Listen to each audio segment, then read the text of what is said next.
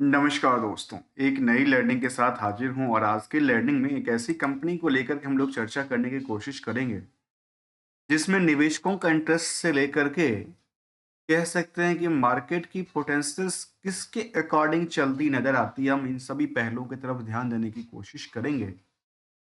यदि कि स्टॉक की कुछ पिछले कुछ सालों की डेटाबेस को देखा जाए, परफॉर्मेंस लेवल को, तो हमारे सामने ये दिखती है कि पिछले कुछ सालों में तो वो एक लंबी ऊंचाइयों पे थी मार्केट और वहां से गिरती गिरती लगातार।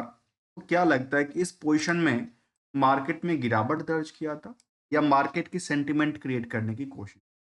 वहां पे डिमांड बढ़ती गई और कुछ लोगों ने पैसे अच्छे खासे कमाए और काफी लोगों ने पैसे लगाए होंगे, जिनकी वैल्यूएशन आज के टाइम में गिरती नजर आई है। उस टाइम की बात किया जाए तो ऑलमोस्ट ये एक टाइम फ्रेम की बातें हैं कि बुल मार्केट से बियर मार्केट, बियर से बुल मार्केट, स्टॉक की परफॉर्मेंस को बेसिस पे कंपेयर करने का तरीका।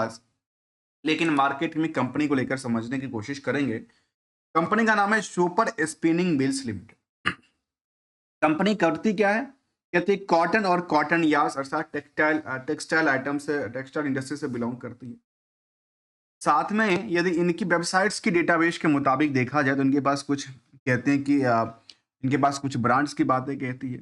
इसके अलावा इनके पास प्रोफाइल में मैनेजमेंट है, पॉलिसीज की बात कहती है और बिजनेस मॉडल में क्या क्या चीज़ें यहाँ पे कहती है demand for and for perfection को लेकर कहती है और इस तरह की चीज़ों को लेकर इनमें क्या क्या चीज़ें कहती है। 100% कॉटन यार्ड्स, इसके बाद जो रेंज है प्रोडक्टिविटीज़ को, जिसमें कि रिंग्स यार्न है, यार्न की बात कहते हैं, कॉम्पैक्ट यार्न की बात करते हैं, कॉम्पैक्ट इलिस्ट्रेटेड यार्न की बातें कहती है, टीएफओ की बातें कहती है, क्लासेस वन की बातें, 6S की बातें कहती है, ऑर्गेनिक्स कॉटन की बातें करती है और BCI कॉटन यार्न के भी कंपनी का कुछ में कामकाज रहा है, कुछ में कामकाज नहीं दर्ज करती नजर आती। लेकिन मार्केट में जब आप इनकी उन परतों को देखने की कोशिश करेंगे, जहाँ ये कह सकते हैं कि अभी नियर अबाउट जो था वो बुक वैल्यू के आसपास ही चलती नजर आई थी। इंटरेस्टिंग वैल्यू सेलेंट बैठी है क्योंकि अर्निंग पर शेयर आज लगातार करीब नुकसान बुक करती नजर। ये लास्ट 12 महीने के डेटाबेस के मुताबिक हम देख रहे हैं। ट्रेंडिंग में जानने की कोशिश करेंगे कंपनी को लेकर के, जहाँ 5 करोड़ 50 लाख से ज्यादा शेयर्स हैं। इसके मुताबिक देखा है तो मार्केट कैप करीब 75 करोड़ के आसपास आंकड़ा दर्ज करती है। और कुछ मेरिट के बाद और कुछ डिमेरिट की बात में यहाँ से एक सामने निकल के आती है कि आखिर प्रमोटर का कंट्रोल इस कंपनी में, जो कि 75 करोड़ की मार्केट कैप है, उसमें 45 कितना 50% से कम का आंकड़ा दर्ज करती है। नियरली 40-42% की आंकड़ा दर्ज करती है, अर्थात 57% के आसपास आम पब्लिक के पास इसकी स्टेक है। और जहाँ 24% से लेकर के आरओसी में करीब 3% रिटर्न की बातें कहती है। डेट टू इक्विटी 0.32 का आंकड़ा देती है, करंट रेशियो के नंबर ये दर्ज करती है। जबकि कंपनी ये डेटाबेस कहती है कि ओवरऑल कंपनी बिजनेस मॉडल से ऑल ऑल ओवर इनकम से लेकर के समझने वाली बात है। जितना इनका सेल्स का पार्ट है, जितना आप इनका net other source of income का पार्ट, उसके मुकाबले ये कहती है कि 698% ज़्यादा कमाती है। ये मुझे इसमें कुछ चीज़ों को लेकर के कुछ डाउटफुल लगती है। चलिए हम लोग जानने की कोशिश करेंगे, क्योंकि मार्केट में इसकी यदि कुछ पिछले एक साल की ट्रेंडिंग को देखा जाए, पिछले एक साल के ट्रेंडिंग में इसकी स्टॉक में लगातार रेस करती नजर आई है। लगातार अपनी हाई टू हाई रेजिस्टेंस के आसपास पहुंचती है, फिर नया रेजिस्टेंस क्रिएट करती है। जबकि कई बार ये भी देखा है कि बॉटम भी नया बनाती नजर आती है। तो अप डाउन का सिचुएशन चलती रहती है और मार्केट में जब भी जिस भी पोजिशन के आसपास देखा जाए, उससे अवलोकन करना जरूरी है। उसको लेकर के देखते हैं क्या क्या एक्सपेक्टेशन के साथ मार्केट कामकाज करती है। जहां पिछले एक साल में 67% की वृद्धि दर्ज करती है स्टॉक प्राइस में।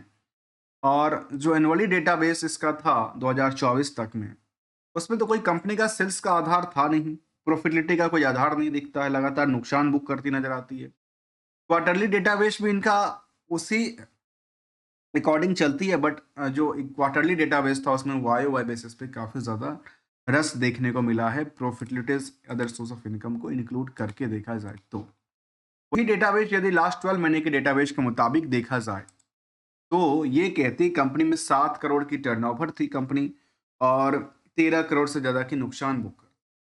लेकिन यहाँ जो डेटाबेस सामने निकल के आई ना, वो कुछ और आंकड़ा था सामने रखती है।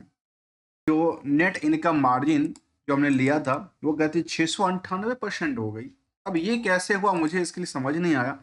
इसको यार जानने की कोशिश करें। देखिए कैसे। H1 के मुताबिक 7 करोड़ का टोटल इनकम था।